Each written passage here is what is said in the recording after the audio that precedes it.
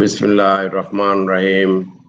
সুপ্রিয় শিক্ষার্থীবৃন্দ, পাল্লা মাহবুব আদর্শ উচ্চ বিদ্যালয় অনলাইন এডুকেয়ার থেকে তোমাদের সকল শিক্ষার্থীকে জানাচ্ছি স্বাগতম, শুভেচ্ছা। প্রিয় শিক্ষার্থীবৃন্দ, তোমাদের নবম দশম শ্রেণীর বিজ্ঞান বিষয়ের একটি অনলাইন ক্লাস নিয়ে আজ উপস্থিত হয়েছি। তোমরা ইতোমধ্যে যারা যুক্ত হয়েছ তাদেরকে ধন্যবাদ জানাচ্ছি। যারা যুক্ত হতে পারো নাই তাদেরকে যুক্ত হওয়ার জন্য আহ্বান জানাচ্ছি। প্রিয় শিক্ষার্থীবৃন্দ, আমরা প্রথমেই পরিচিতি পর্ব।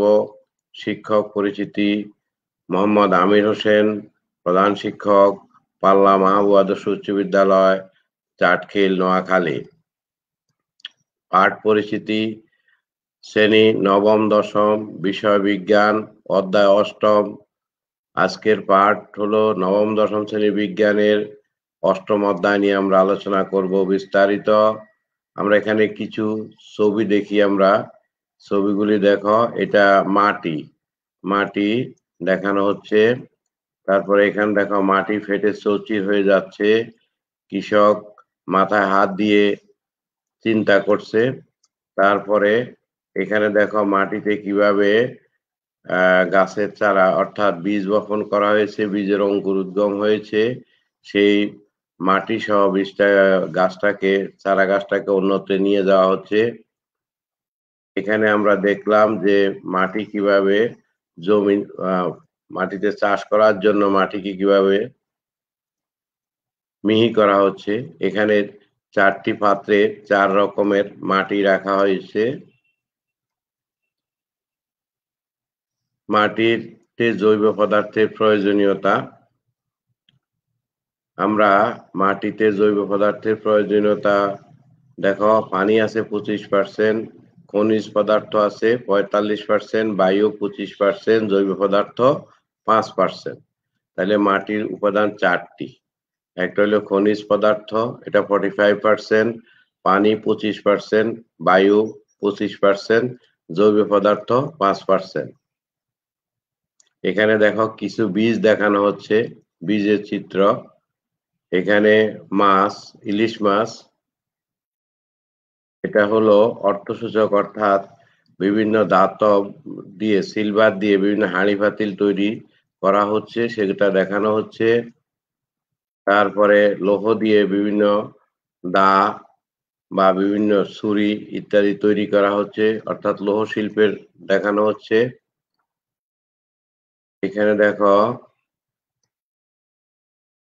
তাইলে আমরা পাঠের শিরোনাম, আজকের পাঠের শিরোনাম হলো আমাদের সম্পদ। আজকের পাঠের শিরোনাম হলো আমাদের সম্পদ। আজকের পাঠের শিরোনাম হলো আমাদের সম্পদ।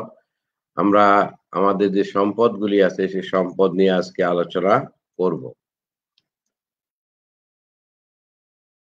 আজকের এই পাঠ শেষে শিক্ষার্থীরা যা শিখতে পারবে: মাটি ও ভূমির বৈশিষ্ট্য ব্যাখ্যা করতে পারবে, বিভিন্ন প্রকার মাটির মধ্যে পার্থক্য করতে পারবে, মাটির গঠন ব্যাখ্যা করতে পারবে। আবার বলছি, আজকের পাঠ শেষে শিক্ষার্থীরা যা শিখবে: মাটি ও ভূমির বৈশিষ্ট্য ব্যাখ্যা করতে পারবে, বিভিন্ন প্রকার মাটির মধ্যে পার্থক্য করতে পারবে, মাটির গঠন ব্যাখ্যা করতে পারবে। প্রথমে আমরা জানব মাটি কাকে বলে। মাটি হলো নানা রকম জৈব ও অজৈব রাসায়নিক পদার্থের মিশ্রণ, যাহার উপরে আমরা বসবাস করি, বিভিন্ন ফসল গাছপালা জন্মায়, সেটা হলো মাটি। তাহলে মাটি হলো রাসায়নিক পদার্থের মিশ্রণ। এলাকাভেদে মাটির গঠন ভিন্ন হয়ে থাকে। সাধারণত মাটিতে বিদ্যমান পদার্থসমূহকে 4 ভাগে ভাগ করা হয়ে থাকে। এরা হলো খনিজ পদার্থ, জৈব পদার্থ, বায়বীয় পদার্থ এবং পানি। প্রিয় শিক্ষার্থীবৃন্দ, আমরা মাটির সংজ্ঞা বলবো। মাটি হলো নানা রকম জৈব অজৈব রাসায়নিক পদার্থের মিশ্রণ। আমরা অন্যভাবে বলতে পারি, মাটি হলো যাতে আমরা বসবাস করি, বিভিন্ন ফসল উৎপাদিত হয়, ঘরবাড়ি তৈরি করি এবং গাছপালা জন্মায়, সেটা হলো মাটি। এলাকাভেদে মাটির গঠন ভিন্ন ভিন্ন হয়ে থাকে। সাধারণত মাটিকে 4 ভাগে ভাগ করা হয়। এরা হলো এই 4 ভাগ হলো খনিজ পদার্থ, জৈব পদার্থ, বায়বীয় পদার্থ এবং পানি। তবে এসব পদার্থ বেশিরভাগ ক্ষেত্রে একে অপরের সাথে মিশে এক ধরনের মিশ্রণ তৈরি করে এবং একটিকে অপরটি থেকে সহজে পৃথক করা যায় না। মাটিতে বিদ্যমান খনিজ পদার্থসমূহ অজৈব যৌগ হয়। তাহলে প্রিয় শিক্ষার্থীবৃন্দ, আমরা এখান থেকে যা শিখলাম, মাটি হলো এক ধরনের নানা রকম জৈব অজৈব রাসায়নিক পদার্থের মিশ্রণ। মাটি এছাড়া আমরা বলতে পারি মাটি হলো যার উপরে আমরা ঘরবাড়ি তৈরি করি, নির্মাণ করে বসবাস করি, যার উপরে গাছপালা জন্মে এবং আমরা কৃষিকার্য করি, বিভিন্ন ফসল উৎপাদিত হয়, সেটাকে আমরা মাটি বলবো। এলাকাভেদে মাটির গঠন ভিন্ন ভিন্ন হয়ে থাকে। সাধারণত মাটিতে বিদ্যমান পদার্থসমূহকে 4 ভাগে ভাগ করা হয়। এরা হলো খনিজ পদার্থ 5%, জৈব পদার্থ হলো 45%, বায়বীয় পদার্থ 25% এবং পানি হলো 25%। তবে এসব পদার্থ বেশিরভাগ ক্ষেত্রে একে অপরের সাথে মিশে এক ধরনের জটিল মিশ্রণ তৈরি করে এবং একটিকে অপরটি থেকে সহজে পৃথক করা যায় না। মাটিতে খনিজ পদার্থসমূহকে অজৈব যৌগ বলা হয়। মাটিতে বিদ্যমান প্রধান প্রধান খনিজ পদার্থ বা অজৈব পদার্থসমূহ হলো ক্যালসিয়াম, অ্যালুমিনিয়াম, ম্যাগনেসিয়াম, লোহা, সিলিকন, পটাশিয়াম ও সোডিয়াম। অল্প পরিমাণ manganese, copper, zinc, cobalt, boron, iodine এবং ক্লোরিন থাকে।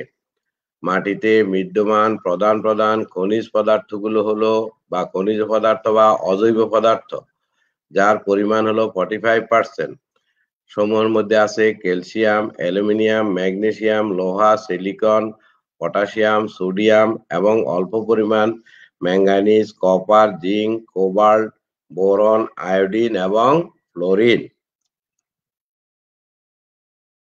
এছাড়া মাটিতে কার্বনেট, সালফেট, ক্লোরাইড, নাইট্রেট এবং ক্যালসিয়াম, ম্যাগনেসিয়াম, পটাশিয়াম, সোডিয়াম ইত্যাদি ধাতুর জৈব লবণও পাওয়া যায়।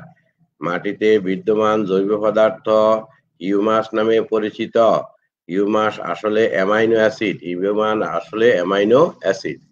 এছাড়া মাটিতে carbonate, sulphate, chloride, nitrate, calcium, magnesium, potassium, sodium ইত্যাদি ধাতুর জৈব লবণও পাওয়া যায়।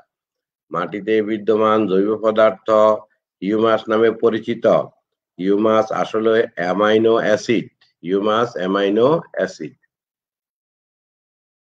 প্রোটিন, চিনি, অ্যালকোহল, চর্বি, তেল, লিগনিন, ট্যানিন ও অন্যান্য অ্যারোমেটিক যৌগের সমন্বয়ে গঠিত এক বিশেষ জটিল পদার্থ। এটি দেখতে অনেকটা কালচে রঙের হয়। হিউমাস তৈরি হয় মৃত গাছপালা ও প্রাণীর দেহাবশেষ থেকে। প্রিয় শিক্ষার্থীবৃন্দ, আমরা হিউমাস পরীক্ষা আসে হিউমাসটা আবার আলোচনা করছি। মাটিতে কার্বনেট, সালফেট, ক্লোরাইড, নাইট্রেট এবং ক্যালসিয়াম, ম্যাগনেসিয়াম, পটাশিয়াম, সোডিয়াম ইত্যাদি ধাতুর জৈব লবণও পাওয়া যায়। মাটিতে বিদ্যমান জৈব পদার্থগুলোকে বলা হয় হিউমাস। হিউমাস আসলে অ্যামাইনো অ্যাসিড। প্রোটিন, চিনি, অ্যালকোহল, চর্বি, তেল, লিগনিন, ট্যানিন ও অন্যান্য অ্যারোমেটিক যৌগের সমন্বয়ে গঠিত এক বিশেষ জটিল পদার্থ। এটি দেখতে অনেকটা কালচে রঙের হয়। হিউমাস তৈরি হয় মৃত গাছপালা ও প্রাণীর দেহাবশেষ থেকে। আয়তন অনুসারে মাটিতে বিদ্যমান পদার্থসমূহকে দেখানো হলো। প্রথমে আমরা 1 নম্বর অজৈব বা খনিজ পদার্থ হলো 45%, জৈব পদার্থ হলো 5%, পানি 25%, বায়বীয় পদার্থ হলো 25%।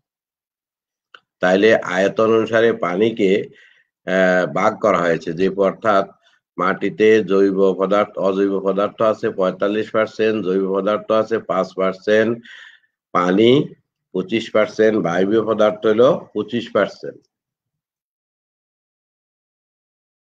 মাটির প্রকারভেদ, মাটিকে মূলত 4 ভাগে ভাগ করা হয়েছে। 1 বালু মাটি, 2 পলি মাটি, 3 কাদা মাটি, 4 দোআঁশ মাটি। তাহলে মাটিকে 4 ভাগে ভাগ করা হয়েছে: বালু মাটি, পলি মাটি, কাদা মাটি এবং দোআঁশ মাটি। মাটির পিএইচ, ফসল উৎপাদনের জন্য মাটি অত্যন্ত গুরুত্বপূর্ণ একটি মানদণ্ড। ফসল উৎপাদনের জন্য মাটি একটি গুরুত্বপূর্ণ মানদণ্ড। এই মানদণ্ড হলো পিএইচ। ফসল উৎপাদনের জন্য মাটির একটি গুরুত্বপূর্ণ মানদণ্ড হলো পিএইচ। পিএইচ এর মান জানা থাকলে মাটিতে অ্যাসিডিক, ক্ষারীয় না নিরপেক্ষ তা বোঝা যায়। পিএইচ এর মান জানা থাকলে মাটি অ্যাসিডিক, ক্ষারীয় না নিরপেক্ষ তা অতি সহজেই বোঝা যায়। যে কারণে মাটির পিএইচ অত্যন্ত গুরুত্বপূর্ণ হলো বেশিরভাগ ফসলের ক্ষেত্রে সর্বোচ্চ উৎপাদন পাওয়া যায় মাটির পিএইচ নিরপেক্ষ হলে। অর্থাৎ আমরা এখানে মাটির একটা গুরুত্বপূর্ণ মানদণ্ড হলো মাটির পিএইচ জানা প্রয়োজন। অর্থাৎ পিএইচ জানা থাকলে বোঝা যায় মাটিটি অ্যাসিডিক কিনা বা ক্ষারীয় কিনা বা নিরপেক্ষ কিনা। যে কারণে মাটির পিএইচ জানা অত্যন্ত গুরুত্বপূর্ণ। বেশিরভাগ ফসলের ক্ষেত্রেই সর্বোচ্চ উৎপাদন পাওয়ার জন্য মাটির পিএইচ নিরপেক্ষ হলে অর্থাৎ এর মান যদি 7 বা তার কাছাকাছি হয়, তাই কোনো একটি জমির মাটি পরীক্ষা করে যদি দেখা যায় এর পিএইচ 7 এর বেশি বা কম হলে এর পিএইচ এর মান 7 এর প্রয়োজনীয়তা ব্যবস্থা গ্রহণ করতে হবে। তবে কিছু কিছু ফসল আছে, আবার বলছি, মাটির মান যদি পিএইচ এর মান যদি 7 বা তার কাছাকাছি হয় তাহলে সেই মাটিতে প্রচুর ভালো ফলন জন্মে। তাই কোনো একটি জমির মাটি পরীক্ষা করে যদি দেখা যায় যে এর পিএইচ 7 এর কাছাকাছি বা 7 এর থেকে কম বা বেশি হয় তাহলে পিএইচ 7 করার জন্য প্রয়োজনীয় ব্যবস্থা গ্রহণ, অর্থাৎ ওই জমিতে প্রয়োজনীয় উপাদান যোগ করে মাটির পিএইচ 7 করতে হবে। যদি 7 করা হয় তাহলে দেখা যাবে ওই জমিতে প্রচুর ফলন উৎপন্ন হবে। তবে কিছু কিছু ফসল আছে, যেমন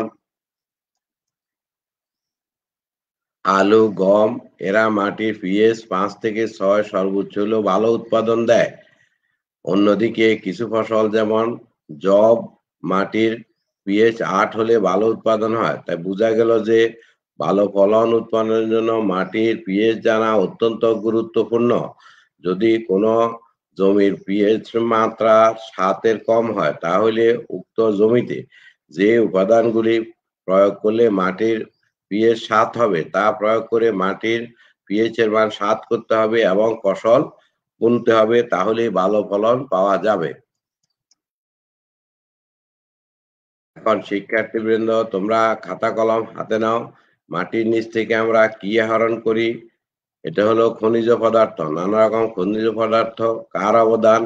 এটা হলো প্রকৃতির অবদান। মাটির কিসের মিশ্রণ? এটা হলো জৈব অজৈব পদার্থের মিশ্রণ। এখন তোমরা উত্তরগুলি মিলিয়ে নাও। প্রিয় শিক্ষার্থীবৃন্দ, এবার বিভিন্ন প্রকার মাটির এক পার্থক্য তোমরা খাতায় লিখবে, বাড়িতে পড়ে নিবে। পিএইচ এর মান জানা প্রয়োজন কেন? মাটির পিএইচ এর মান কেন আমরা জানতে হবে? মূল্যায়ন। মাটি কি? মাটিতে বিদ্যমান জৈব পদার্থকে কি নামে পরিচিত? তাহলে মাটি হলো জৈব ও অজৈব পদার্থের মিশ্রণ। অন্যভাবে যদি আমরা বলি, মাটি হলো পৃথিবীর উপরিপৃষ্ঠে যা অবস্থিত, যাতে আমরা বসবাস করি, বৃক্ষ জন্মায়, গাছপালা জন্মায়, এটা হলো মাটি। আর অন্যভাবে বললে আমরা বলতে পারবো মাটি হলো জৈব এবং অজৈব পদার্থের মিশ্রণ। মাটিতে বিদ্যমান জৈব পদার্থ কি নামে পরিচিত? জৈব পদার্থগুলির নাম হলো হিউমাস নামে পরিচিত। জৈব পদার্থগুলোকে হিউমাস নামে পরিচিত। হিউমাসে কি কি যৌগের সমন্বয় গঠিত হয়? এখানে আমি আলোচনার মধ্যে হিউমাসের কথা বলছিলাম, তোমরা সেখান থেকে বা পাঠ্য বই পড়ে এই সঠিক উত্তর শিখে নিবে। প্রিয় শিক্ষার্থীবৃন্দ, এখন আমরা তোমাদের আজকের এই পাঠ শেষে তোমরা বাড়িতে পাঠ্য বইটি ভালোভাবে পড়বে। পাঠ্য বইয়ের ৮ম অধ্যায়ের মাটি কি, মাটির বৈশিষ্ট্য, মাটির গঠন এ অংশ ভালোভাবে পড়বে। পড়ার পর নিচের প্রশ্নটি তোমরা বাড়িতে উত্তর তৈরি করবে এবং পড়ে নিবে। খনিজের ব্যবহার এবং সংরক্ষণের কৌশল বর্ণনা করো, অর্থাৎ মাটিতে যে খনিজ পদার্থ আছে খনিজ সংরক্ষণ এবং কৌশল বর্ণনা করতে হবে। প্রিয় শিক্ষার্থীবৃন্দ, আমরা রিক্যাপ করছি। আমরা প্রথমেই বলছিলাম মাটি হলো জৈব অজৈব পদার্থের মিশ্রণ।